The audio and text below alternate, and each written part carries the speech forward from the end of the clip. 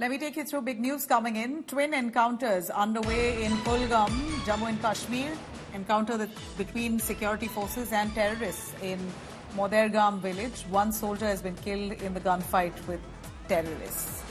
We're looking at a twin encounter in Kulgam, Jammu and Kashmir. Well, we know there's a series of terror strikes and attacks in the last few weeks in Jammu and Kashmir. The armed forces are really battling the number of terrorists infiltrated in those areas. At this point, the focus is on Kulgam. Encounter there breaking out.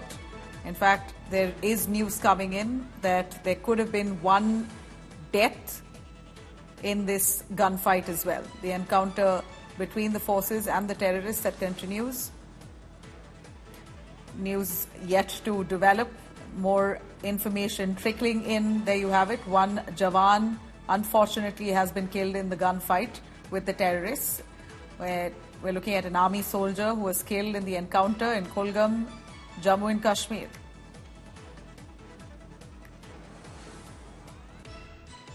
News came in from Yaripura area of Kulgam, where another anti-terror operation was initiated.